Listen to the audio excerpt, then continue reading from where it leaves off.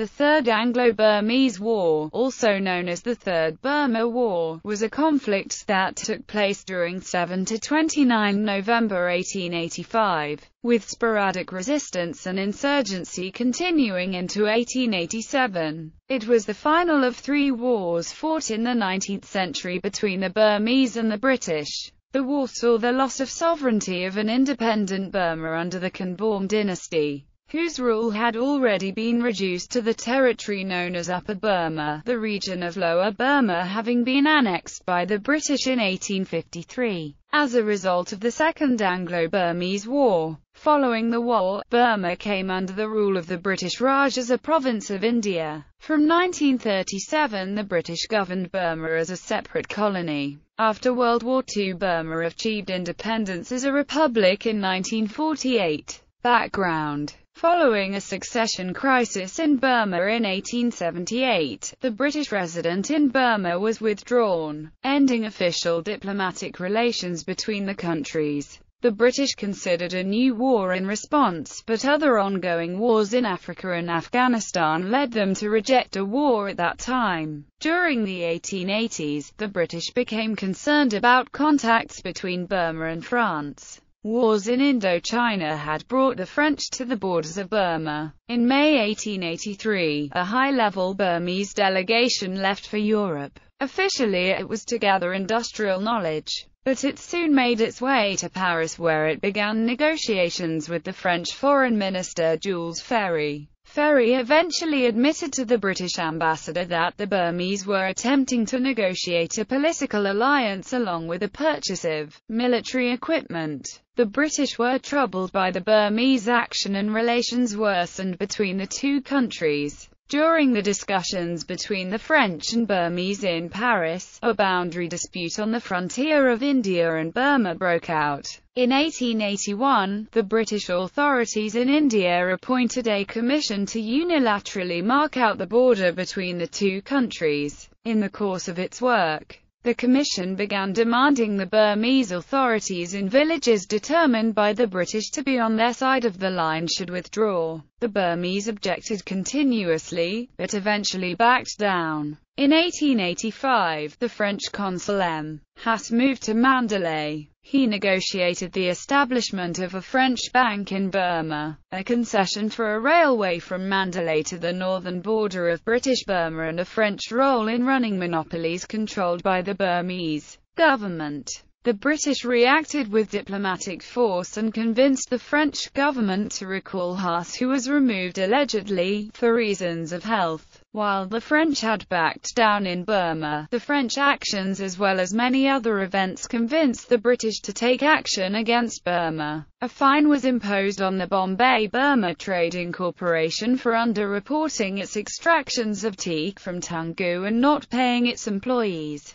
The company was fined by a Burmese court, and some of its timber was seized by the Burmese officials. The company and the British government claimed the charges were false and the Burmese courts were corrupt. The British demanded the Burmese government accept a British-appointed arbitrator to settle the dispute. When the Burmese refused, the British issued an ultimatum on the 22nd of October 1885. The ultimatum demanded that the Burmese accept a new British resident in Mandalay, that any legal action or fines against the company be suspended until the arrival of the resident, that Burma submit to British control of its foreign relations, and that Burma should provide the British with commercial facilities for the development of trade between northern Burma and China. The acceptance of the ultimatum would have ended any real Burmese independence and reduced the country to something similar to the nominally autonomous, princely, puppet states of British India. By the 9th of November, a practical refusal of the terms having been received at Rangoon, the occupation of Mandalay and the dethronement of the Burmese king Tibar Min were determined upon. The annexation of the Burmese kingdom had probably also been decided. The war, at this time, beyond the fact that the country was one of dense jungle, and therefore most unfavorable for military operations.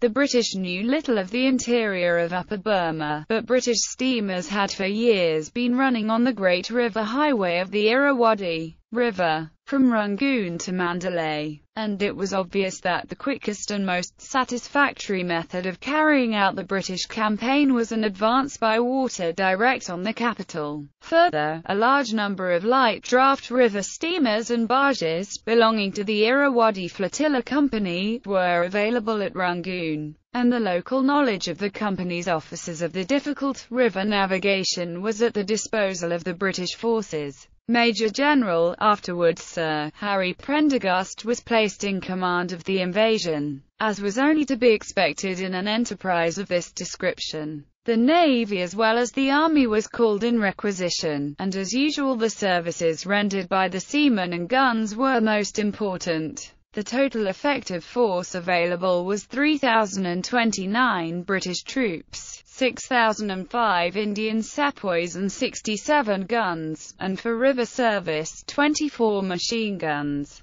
The river fleet which conveyed the troops and stores was composed of more than 55 steamers, barges, and launches, etc. Thayet Mayo was the British post on the river nearest to the frontier, and here, by the 14th of November, 5 days after Thiba's answer had been received, practically the whole expedition was assembled. On the same day General Prendergast received instructions to commence operations. The Burmese king and his country were taken completely by surprise by the rapidity of the advance. There had been no time for them to collect and organize any resistance. They had not even been able to block the river by sinking steamers, etc., across it, for, on the very day of the receipt of orders to advance, the armed steamers, the Irrawaddy and the Kathleen, engaged the nearest Burmese batteries, and brought out from under their guns the Burmese king's steamer and some barges which were lying in readiness for this very purpose. On the 16th the batteries themselves on both banks were taken by a land attack, the Burmese being evidently unprepared and making no resistance. On the 17th of November, however, at Minla, on the right bank of the river, the Burmese in considerable force held successively a barricade, a pagoda and the redoubt of Minla. The attack was pressed home by a brigade of British Indian infantry on shore, covered by a bombardment from the river, and the Burmese were defeated with a loss of 170 killed and 276 prisoners, besides many more drowned in the attempt to escape by river. The advance was continued next day and the following days,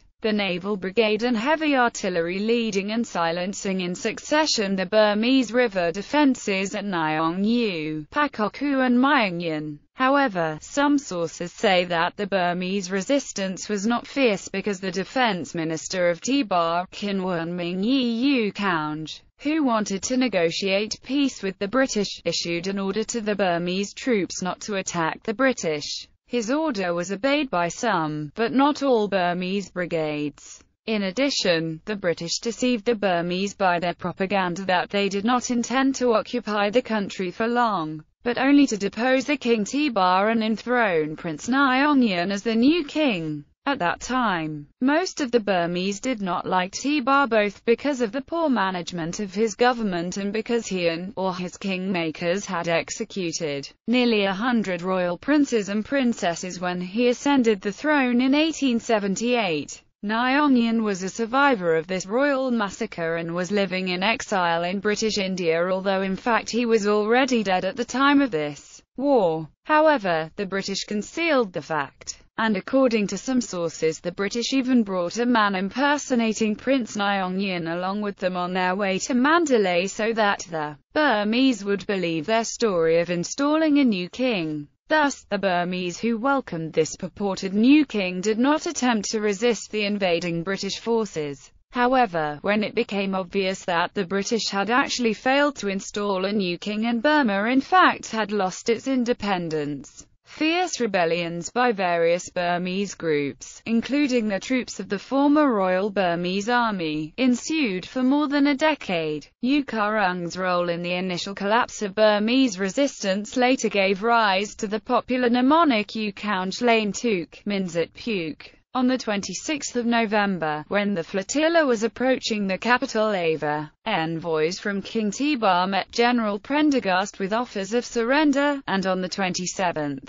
When the ships were lying off that city and ready to commence hostilities, the order from the king to his troops to lay down their arms was received. There were 3 strong forts here, full at that moment with thousands of armed Burmese, and though a large number of these filed past and laid down their arms by the king's command, still many more were allowed to disperse with their weapons, and these, in the time that followed, broke up into guerrilla bands and prolonged the war for years. Meanwhile, however, the surrender of the King of Burma was complete, and on the 28th of November, in less than a fortnight from the declaration of war, Mandalay had fallen, and King Tibar was taken prisoner, and every strong fort and town on the river, and all the king's ordnance, and thousands of rifles, muskets and arms had been taken. The British organized the looting of the palace and city of Mandalay. The proceeds were sold off at a profit of 900,000 of rupees. From Mandalay, General Prendergast reached Burma on the 28th of December.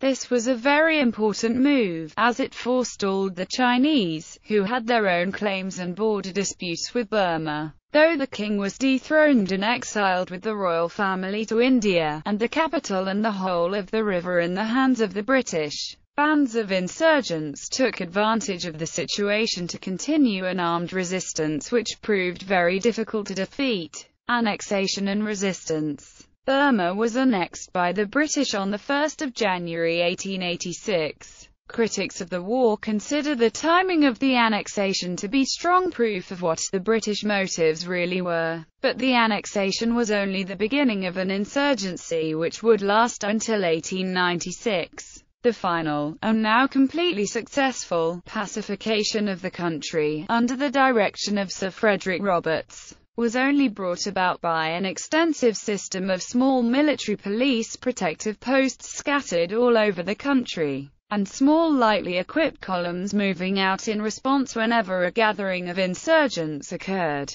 The British poured reinforcements into the country, and it was in this phase of the campaign, lasting several years, that the most difficult and arduous work fell to the lot of the troops. The resistance was finally broken by meting out collective punishments on villages. Villages were burned and the property of villages either confiscated or destroyed. The British policy of overwhelming reprisals against villagers suspected of assisting the insurgency eventually brought the country under control. British colonialism was triumphant. The British also extended their control into the tribal areas of the Kachin Hills and Chin Hills. These territories, only nominally ruled even by the Burmese kingdom, were taken over by the British. Also taken were disputed territories in northern Burma claimed by the Chinese government. No account of the Third Burmese War would be complete without a reference to the first land advance into the country.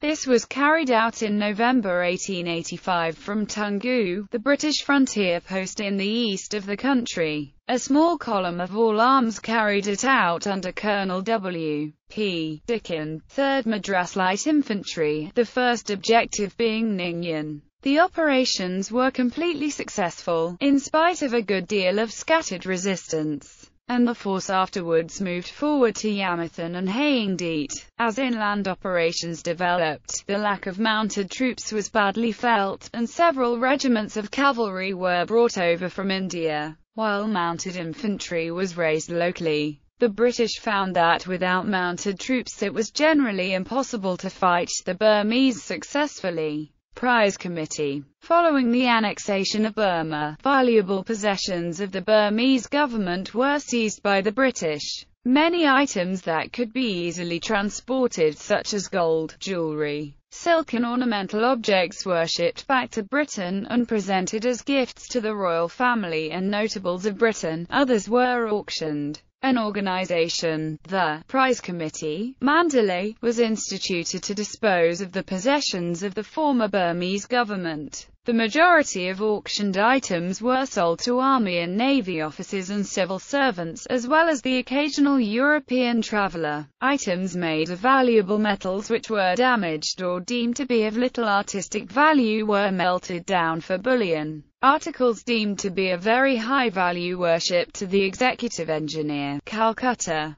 Some items of higher religious importance, including 11 gold idols of Lord Buddha, were retained by the Calcutta Museum to be restored and, if later requested, returned to descendants of Burmese royalty. Machinery, steamers and items of practical value were usually transferred to the British government or purchased at well below market value. Ordnance including cast iron guns, cannons and field guns were for the most part destroyed or disposed of in deep water.